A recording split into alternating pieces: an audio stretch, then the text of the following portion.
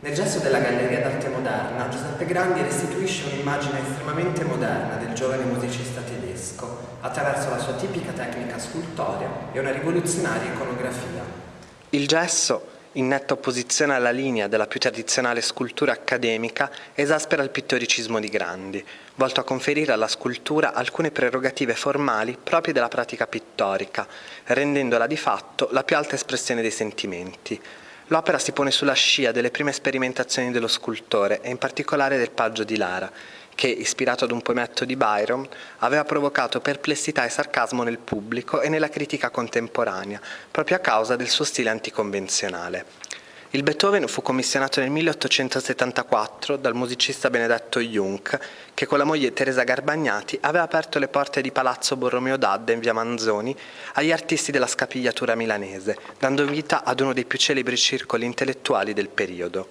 Oltre alla scultura, Jung avrebbe commissionato all'artista milanese anche una caminiera e un caminetto, probabile destinazione originale dell'opera d'arte, come suggerito dal punto di vista frontale e leggermente rialzato del gesso. Lo sguardo allucinato del giovane musicista e la mano, di cui oggi l'esemplare milanese è purtroppo lacunoso, costituiscono il vero fulcro dell'opera, celebrazione del genio artistico. Nella definizione di Cletto Arrighi, la scapigliatura si identifica con una classe di individui, serbatoio del disordine, dello spirito di indipendenza e di opposizione agli ordini stabiliti.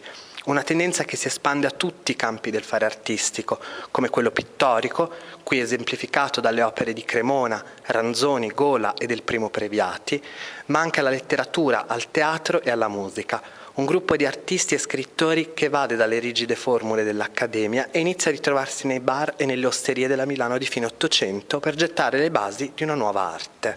Anche in ambito musicale la scapigliatura prosegue il lavoro di svecchiamento delle espressioni sonore e la riforma del melodramma, attraverso l'opera del suo principale esponente Arrigo Boito. Nel 1861 Boito, con il compagno di studi Franco Faccio, si reca a Parigi, dove ha possibilità di conoscere i ben più celebri Verdi e Rossini, e soprattutto il padre della poesia moderna, Baudelaire. Con il poeta francese ha possibilità di confrontarsi sulla poetica simbolista e naturalista e soprattutto sul lavoro dell'astro nascente della musica, Richard Wagner. Qui Boito si rende conto di come la Gesamtkunstwerk, l'idea dell'opera d'arte totale, possa costituire un modello per la musica dell'avvenire.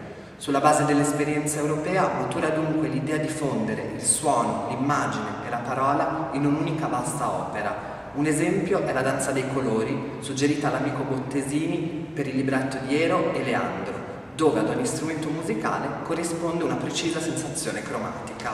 Boito trova il tema ideale per esprimere la propria concezione artistica nella storia del Faust di Goethe.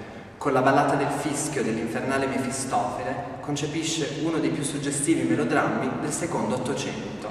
Anche Grandi sembra strizzare l'occhio a questa concezione. Lo scultore plasma il Beethoven giovinetto a immagine e somiglianza dei giovani ribelli evocati dalla poetica scapigliata. Spettinato e travolto dal furore creativo, diventa simbolo della genialità dell'artista di fine Ottocento.